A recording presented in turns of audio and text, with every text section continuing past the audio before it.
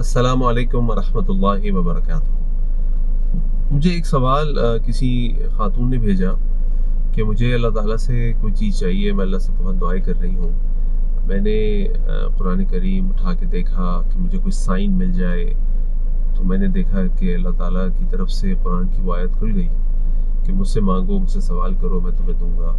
میں اللہ سے دعائیں کرتے رہی، اللہ تعالیٰ مجھے جواب تو دے دیں کہ آپ کو میری دعا قبول ہوئی کہ نہیں ہوئی۔ پھر میں نے ایک دن دوبارہ قرآن کھولا اور پھر مجھے وہی آیت مل گئی، اور پھر میں اللہ سے کہتی اللہ مجھے کوئی سائن مل جائے، کوئی سائن مل جائے۔ شاید تیسری دفعہ بھی انہوں نے کہا کہ میں نے قرآن کھولا، مجھے آیت مل گئی، تو کیا یہ میری دعا کا جواب ہے کہ اللہ نے میری دعا قبول کر لی؟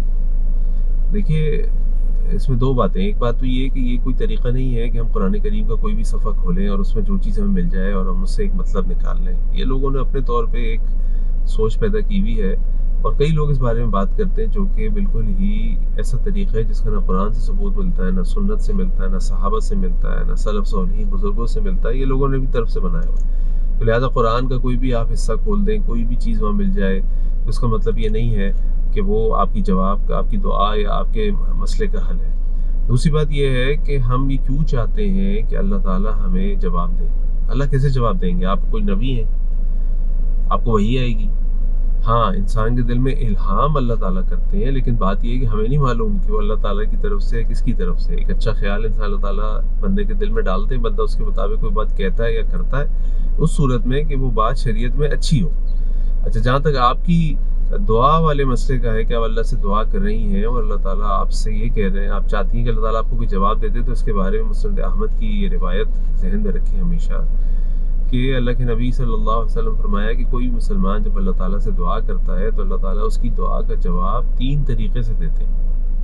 ایک طریقہ تو یہ ہے کہ وہ جو مانگ رہا ہے اللہ تعالیٰ وہ اس کو عطا کر دیتے ہیں۔ آپ نے مانگا کہ اللہ تعالیٰ مجھے گھر دے دیں، اللہ نے عطا کر دیا۔ آپ نے مانگا اللہ تعالیٰ میں حج پہ جانا چاہتا ہوں، اللہ تعالیٰ نے وسائل دے دی۔ آپ نے مانگا اللہ تعالیٰ میں پوزیشن یا ایگزام میں پاس ہونا چاہتا ہوں، اللہ تعالیٰ نے آپ کو کر دیا۔ ایک بات۔ دوسرا طریقہ اللہ نے فرمایا کہ اللہ تعالیٰ اس طرح اپنے بندے کی دعاؤں کو سنتے ہیں، جواب دیتے ہیں، قبول کرتے ہیں کہ اللہ تعالیٰ اس کی دعا کو آخرت میں اس کے لیے ذخیرہ بنا لیتے ہیں۔ اب بات یہ ہے کہ دعا کو اصل میں ہم نے ربڑ کی بال سمجھا ہوا ہے، ہم دیوار پہ ماریں گے ہمیں واپس آئے گی اور ہم کہیں گے بھائی واہ دعا قبول ہوگی۔ دعا کا مطلب یہ نہیں ہے، دعا ایک عبادت ہے، یہ عبادت ہم کرتے رہیں، اللہ تعالیٰ کے پاس جمع کراتے رہیں، اللہ تعالیٰ اس کا جواب ہمیں دیتے رہیں گے، اس طرح کہ وہ دعا ہمارے لیے ذخیرہ بن جائے گی اجر کا۔ جیسے ہم نماز پڑھتے ہیں، قرآن کی تلاوت کرتے ہیں، صدقہ کرتے ہیں، روزے رکھتے ہیں اور اچھے کام کرتے ہیں، کیا سوچتے ہیں کہ جواب ملے گا؟ نہیں، اللہ کے ہاں جمع ہو رہا ہے۔ اور تیسرا طریقہ اللہ کے نبی صلی اللہ علیہ وسلم فرمایا کہ اللہ تعالیٰ اس دعا کے بدلے تم سے کوئی تکلیف کو ہٹا دیتے ہیں۔ آپ تو دعا یہ کر رہے ہیں کہ اللہ تعالیٰ آپ کو گاڑی مل جائے، اللہ تعالیٰ مجھے گاڑی دیتے ہیں، میرے پاس سواری نہیں ہے، لیکن اللہ تعالیٰ نے اس دعا کے بدلے سواری تو آپ کو نہیں دی، بلکہ اللہ تعالیٰ نے آپ کو ایک ایکسیڈنٹ سے بچا لیا جس میں آپ کی ٹانگیں چلی جاتی ہیں۔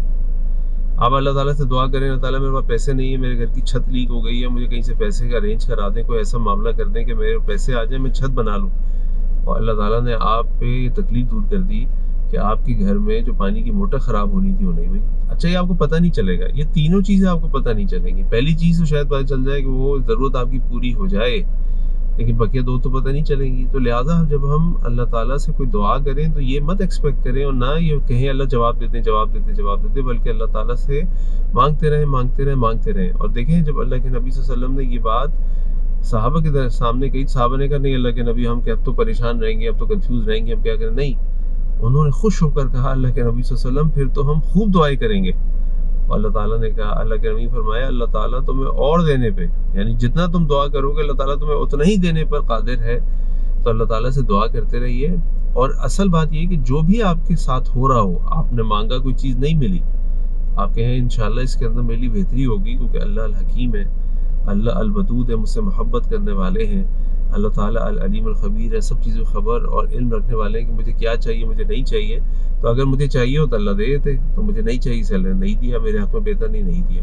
اس ایمان، اس عقیدے سے اللہ کے ساتھ دعا کریں، اللہ تعالیٰ ہماری دعا قبول فرمائے، اللہ تعالیٰ ہمیں خوب دعا کرنے کی توفیق عطا فرمائے۔ السلام علیکم ورحمۃ اللہ وبرکاتہ۔